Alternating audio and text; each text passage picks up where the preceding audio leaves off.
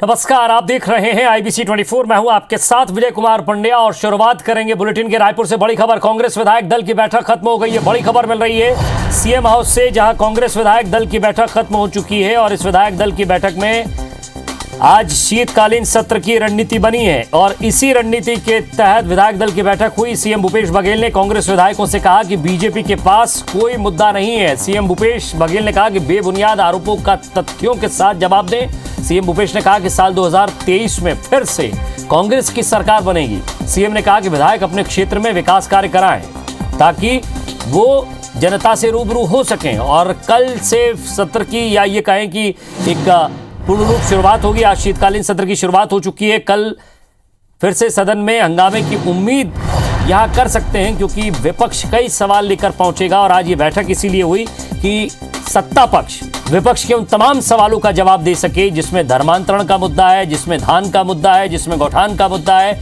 जिसमें सरकार के कई वादों का मुद्दा है।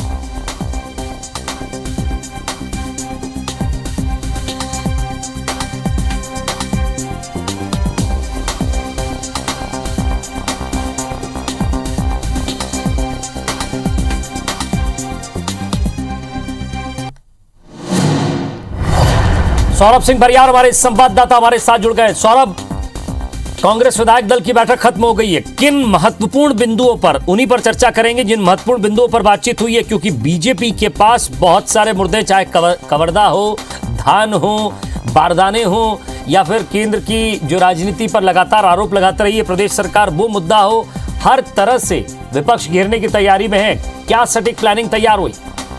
बिल्कुल, देखिए, मुख्यमंत्री निवास में लगभग 1.5 घंटे से ज्यादा देर तक विधायक दल की बैठक हुई है और इस बैठक में सभी मंत्री और विधायक मौजूद थे और मुख्यमंत्री भूपेश बघेल ने साफ तौर पर निर्देश दिए हैं कि भाजपा के पास राज्य सरकार को घेरने के लिए कोई ऐसा मुद्दा नहीं है जिसके आधार पर हम घिर सकें। और उन्होंने कहा कि खासकर भाजपा धान खरीद, धर्मांतरण और जो कानून व्यवस्था है उसको लेकर सवाल कर रही है और इन तीनों मुद्दों पर हम कहीं ना कहीं बेहतर प्रदर्शन है हमारा और कार्रवाई भी हम कर रहे हैं, चाहे धर्मांतरण को लेकर हो, चाहे कानून व्यवस्था को लेकर हो और धान खरीदी में हमारा बेहतर काम चल रहा है, चाहे बारदाने की बात हो। तो उसको लेकर उन्होंने कहा है कि ऐसे सवालों का जवाब सही तरीके से दिया जाए और निश्चित रूप से मुख्यमंत्री भूपेश बघेल ने 15 नगरीय निकाय चुनाव के लिए जो विधायकों को जिम्मेदारी दी गई है उस पर भी कहा है कि जिन विधायकों को जो जिम्मेदारी दी गई है और वहां पर जाएं और सक्रियता से काम करें ताकि 15 नगरीय निकायों में राज्य सरकार के कामकाज के आधार पर जीत हो सके। मुख्यमंत्री भूपेश बघेल ने एक और बड़ी बात सभी विधायकों को उन्होंने कहा है कि 2023 में कांग्रेस की फिर से जीत होगी और इस जीत में कहीं ना कहीं अभी से इसकी शुरुआत कर दी जाए क्योंकि 2 साल ही बाकी है, तो ऐसे में ज्यादा से ज्यादा विकास कार्य कराया जाए। और मुख्यमंत्री भूपेश बघेल ने अंतिम में यह भी कहा कि मेरी जिम्मेदारी है कि मैं आप सबको जो है चुनाव जिताऊं, लेकिन इससे पहले कि अपनी तैयारी मजबूत करनी है, अपना पकड़ जो है क्षेत्र में मजबूत करना है और इसके लिए विकास कार्य ही एक ऐसा माध्यम है जिसके माध्यम से हम जब 2023 में जब जाए तो जनता एक बार फिर से हमको अपना वोट दे। तो आज लगभग 1.5 घंटे से ज्यादा देर तक चली इस बैठक में तमाम मुद्दों पर चर्चा हुई है और आज शीतकालीन सत्र में जो है निधन का उल्लेख हुआ और कल जो है हंगामेदार रहेगा। जिस तरीके से भाजपा ने भी पूरी तैयारी की है, विधायक दल की बैठक सुबह हुई है और उसमें 3 से 4 प्रमुख मुद्दे पर चर्चा हुई है। धान खरीदी, कवर्धा का मामला है, धर्मांतरण है और कानून व्यवस्था को लेकर अब देखना होगा कि किस तरीके से राज्य सरकार के ओर से मंत्री जवाब देंगे। हालांकि अभी कुछ देर पहले विधायक दल की बैठक हुई है तो इन सारे जवाब देने को लेकर रणनीति तैयार की गई है। शुक्रिया सौरभ इस तमाम बातचीत के लिए। तो बेबुनियाद आरोपों का तथ्यों के साथ जवाब दिए सीएम ने। रणनीति बनाने वालों के साथ बैठक की, रणनीति पर चर्चा हुई और साथ ही साथ रणनीति पर किस तरह कल अमल करना है इस पर भी चर्चा। प्रधानमंत्री नरेंद्र मोदी ने आज काशी विश्वनाथ कॉरिडोर का लोकार्पण किया। 3 साल के भीतर 800 करोड़ की लागत से नवनिर्मित भव्य काशी कॉरिडोर से प्रधानमंत्री नरेंद्र मोदी का संबोधन हो या उसे बनाने वाले कामगारों के साथ दोपहर का भोजन, सुबह गंगा में डुबकी लगाना हो या शाम को गंगा आरती में शामिल होना, दिन भर एक ही तस्वीर जमकर चर्चा में रही। कांग्रेस ने इस कार्यक्रम की टाइमिंग को लेकर भी सवाल उठाए हैं।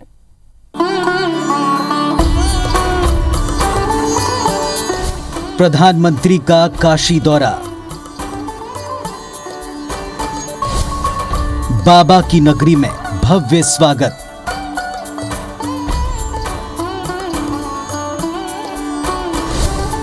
गंगा में लगाई डुबकी। मां गंगा में जाकर डुबकी लगाना। काशी की गलियों में पैदल चले पीएम। तो और इसीलिए कहते हैं मंत्रोच्चार के साथ बाबा विश्वनाथ की पूजा।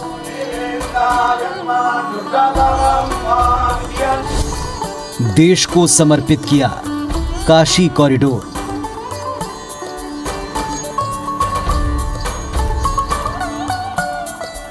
सारे देश में मना दिव्य काशी भव्य काशी। 13 दिसंबर सोमवार को देश के प्रधानमंत्री नरेंद्र मोदी बाबा विश्वनाथ की नगरी वाराणसी में रहे।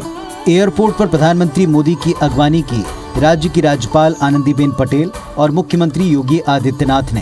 प्रधानमंत्री ने ललिता घाट पर गंगा स्नान कर गंगा जल लिया और पैदल ही भैरव बाबा के दर्शन करते हुए बाबा विश्वनाथ के प्रमुख मंदिर पहुंचकर पूरे विधि विधान के साथ बाबा की पूजा अर्चना की। इसके बाद प्रधानमंत्री ने शुभ मुहूर्त में नए बने काशी विश्वनाथ कॉरिडोर का लोकार्पण किया।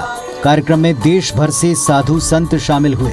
काशी में बाबा विश्वनाथ का मंदिर परिसर 3000 स्क्वायर फीट से अब 5 लाख से ज्यादा स्क्वायर फीट तक विस्तारित हो चुका है। प्रधानमंत्री ने इस परिसर को बनाने वाले कामगारों पर फूल बरसाकर उनके साथ दोपहर का भोजन किया। पीएम मोदी ने यूपी के सीएम योगी के साथ अलकनंदा क्रूज पर बैठकर घाटों के सुंदर स्वरूप का जायजा भी लिया।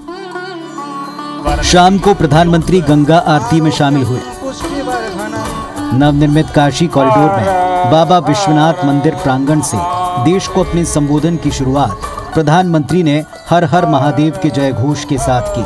मोदी ने भोजपुरी में बोलकर काशी के लोगों को प्रणाम करते हुए बिना किसी का नाम लिए विरोधियों पर जमकर तंज कसा। प्रधानमंत्री ने कहा कि कुछ लोग बनारस के लोगों पर संदेह करते थे, कैसे होगा या नहीं, यहाँ तो ऐसे ही चलता है, लेकिन मुझे बनारस के लोगों पर पूरा विश्वास था।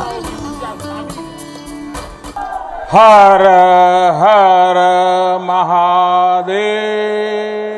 बाबा विश्वनाथ के चरणों में हम शीश नवावत है। ऐसे लोग भी थे जो बनारस के लोगों पर संदेह करते थे, कैसे होगा ही नहीं, यहां तो ऐसे ही चलता है। ये मोदी जी जैसे बहुत आके गए, थोड़ी बहुत राजनीति थी, थोड़ा बहुत कुछ लोगों का निजी स्वार्थ, इसलिए बनारस पर आरोप लगाए जा रहे थे। लेकिन काशी तो काशी है। अब मंदिर और मंदिर परिसर में 50, 60, 70 हजार श्रद्धालु आ सकते हैं।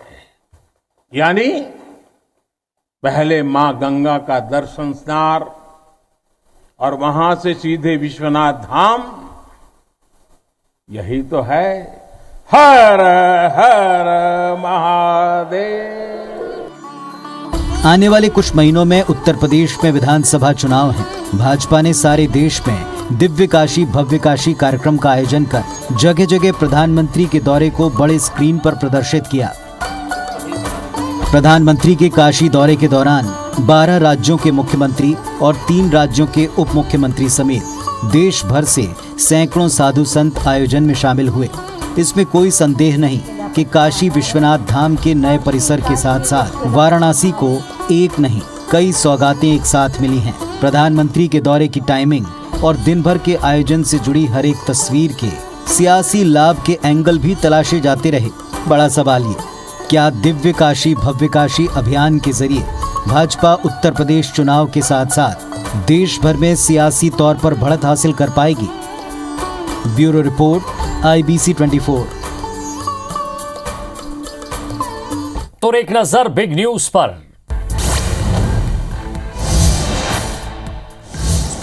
जम्मू कश्मीर में के श्रीनगर में आतंकवादियों ने पुलिस फोर्स पर हमला कर दिया। श्रीनगर के जीवन इलाके में फायरिंग की आवाजें सुनी गई। सूत्रों के मुताबिक आतंकियों ने पुलिस बस पर गोलियां बरसाई। 3 जवानों की मौत हो गई, वहीं अभी 11 जवानों के घायल होने की खबर है।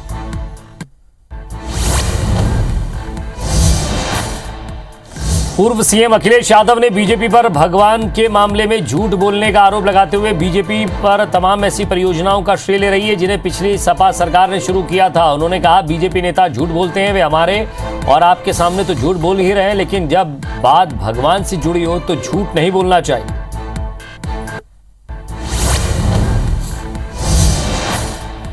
सुप्रीम कोर्ट ने सोमवार को कोविड महामारी के कारण अपने माता पिता या दोनों को खोने वाले बच्चों की पहचान करने की प्रक्रिया की गति को बेहद धीमा कर दिया है और राज्यों तथा केंद्र शासित प्रदेशों को ऐसे बच्चों की पहचान और पुनर्वास के लिए तत्काल कदम उठाने के निर्देश दिए। साथ ही कहा है कि इसके लिए उसके निर्देशों का इंतजार नहीं किया जाए।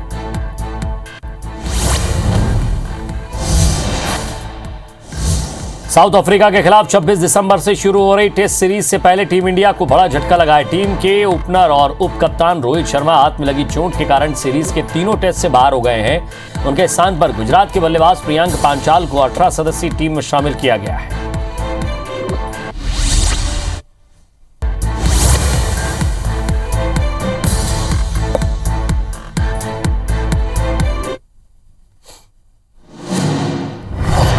बड़ी खबर रायपुर से मिल रही है। कुरियर कंपनी के ऑफिस में चोरी हो गई है। पुरानी बस्ती इलाके में कुरियर कंपनी की यहां चोरों ने धावा बोल दिया है। 3 लाख रुपए से भरा लॉकर उठाकर ले गए हैं चोर। तो चोरी की वारदात सीसीटीवी कैमरे में कैद हुई है। ऑफिस से दूर टूटा हुआ मिला है लॉकर। और ज्यादा बातचीत के लिए हमारे संवाददाता हमारे साथ जुड़ गए तहसीन। तस्वीरों में तो साफ दिखाई दे रहे हैं चोर, लेकिन थोड़ी दूर मिला है लॉकर, टूटा हुआ मिला, यानी कि इसमें से माल गायब है। विजय जी देखिए, अगर राजधानी रायपुर में चोरों के हौसले कितने बुलंद हैं, ये इस बात की बानगी जो है वो आज देखने को मिली है, क्योंकि अब जो शातिर चोर हैं वो सिर्फ लॉकर में रखे सोने चांदी के जेवर और नकदी ही लेके नहीं जा रहे हैं, वो पूरा का पूरा लॉकर ही उठा के लेके जा रहे हैं।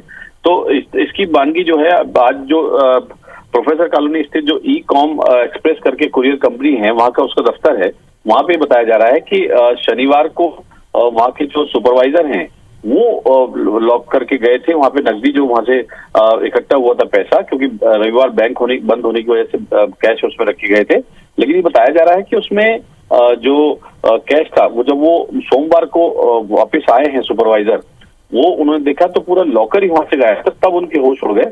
तो उसके बाद जो वहाँ के जो ब्रांच हेड हैं SK निजामुद्दीन, उनके द्वारा पुरानी बस्ती थाने को सूचना दी गई। मौके पे जब पुलिस पहुंची है तो वहाँ पे जो CCTV वहाँ के खंगाले हैं तो वहाँ पे 2 शातिर चोर जो हैं वो बड़ी मशक्कत करते हुए पूरा लॉकर, क्योंकि लॉकर जो है काफी भारी भरकम, कम से कम 15 से 20 किलो से ज्यादा का वो लॉकर वजनी था, उसको लेके उसकी छत के सहारे वो निकल गए हैं। लेकिन जब वहाँ पे आसपास के जो साइबर सेल पहुंची मौके पे तो पतासाजी करी और तलाशी अभियान वहाँ पे किया, तो वहाँ पे लॉकर मिला और उसमें से जो नकदी 3 लाख रुपए थी वो वहां से गायब मिले और साथ में जो औजार है वो वहां पे मिले हैं। यहाँ पे विजय जी एक बात बताना लाजमी होगा, क्योंकि अगर पिछले 1 महीने की अगर शहर में जो चोरियों के जो वारदातों की अगर मॉडल्स की बात करें, जो तरीका है वारदात की अगर बात करें, तो वहां पे जो चोर हैं वो इतनी शातिर तरीके से अंजाम दे रहे हैं कि वो कोई प्रोफेशनल गैंग जो है राजधानी में सक्रिय हो गए, इस बात की आशंका प्रबल है। फिलहाल अभी पुरानी बस्ती थाना पुलिस ने CCTV के आधार पर शातिर चोरों को। शुक्रिया तहसीन इस तमाम बातचीत के लिए।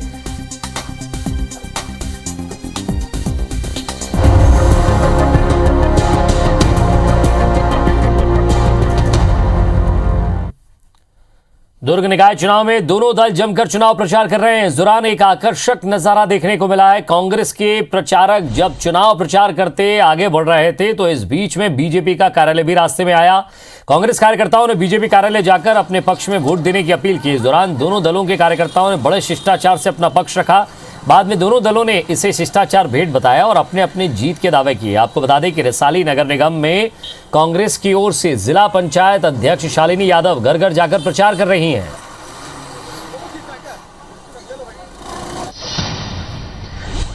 और भिलाई में हो रहे निकाय चुनाव में शराब का मुद्दा गर्मा गया है। वार्ड नंबर 44 में 3 साल पहले से शराब दुकान है, जिसके होने के बाद अब श्रेय लेने की सियासत तेज हो गई है। दरअसल बीजेपी प्रत्याशी दया सिंह ने चुनाव जीतने के बाद खुर्सीपारा लक्ष्मीनारायण वार्ड 44 की शराब दुकान हटाने का वादा किया था, लेकिन अब चुनावी दौर के बीच विधायक देवेंद्र यादव ने सुबह जनता के साथ जाकर शराब दुकान बंद करा दी, जिसके बाद महिलाओं ने गुलाल लगाकर देवेंद्र यादव का स्वागत किया। साथ ही देवेंद्र यादव ने कांग्रेस प्रत्याशी मानवेंद्र सिंह मंगल के पक्ष में माहौल बना दिया। तो इधर बीजेपी प्रत्याशी दया सिंह ने भी कलेक्टर का धन्यवाद देते हुए आभार रैली निकाली और पूरे वार्ड में मिठाई बंटवाई।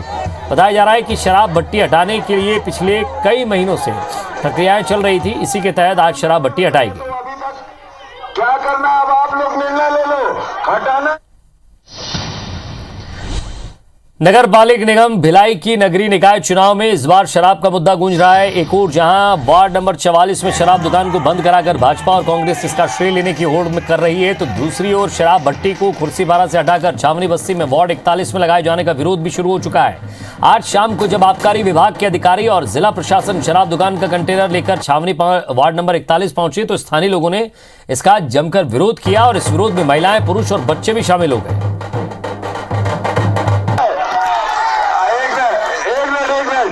ये लोगों ने तो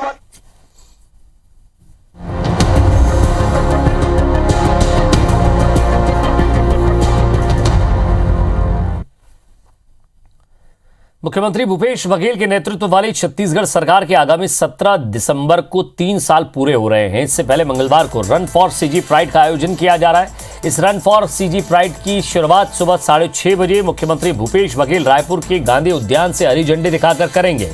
भगत सिंह चौक से शुरू होकर ये दौड़ 2 अलग-अलग रास्तों से गुजरकर फिर भगत सिंह चौक पर लौटेगी। दौड़ को मुख्य रूप से 2 श्रेणियों में बांटा गया है।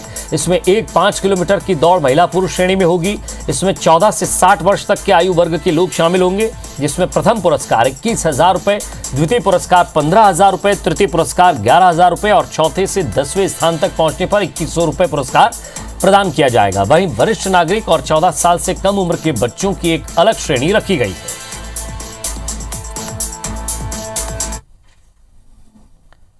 और पबजी खेल की ऐसी लत लगी कि उधार के रुपए लौटाने के लिए खुद के अपहरण की साजिश रची गई और बाद में फिरौती मांगी गई। यह मामला अंबिकापुर का है, जहां बासु नाम की युवक इस पूरे वाकये को अंजाम उसने दिया। बाद में अपने ही परिजनों से 20 लाख रुपए की फिरौती मांगी। 10 दिसंबर को बासु के परिजनों ने गुमशुदगी की रिपोर्ट दर्ज कराई। 2 दिन बाद परिजनों को कॉल के जरिए अपहरण की सूचना दी गई। फिरौती के नाम पर 20 लाख रुपए की मांग की गई। पुलिस ने इस मामले की जांच की तो पता चला कि बासु ने ही पूरी योजना की साजिश रची थी। ये लड़का अपने फ़ोन से ही खुद को ऐसा किडनैप शो करने की कोशिश कर रहा था। मामले में हमने और जांच की तो पता चला कि ये लड़का एक पबजी गेम खेलता है, जिसमें इसको खेलते खेलते इसको और हथियार और इस टाइप की चीज़ें ऐसे एक्सेसरीज लेनी थी। ये अपना फ़ोटो भी भेज रहा था कि ये किडनैप्ड हालत में ऐसा रस्सी बांध करके फ़ोटो भेज रहा था। और इसी के साथ फिलहाल इस बुलेटिन में इतना ही। नमस्कार।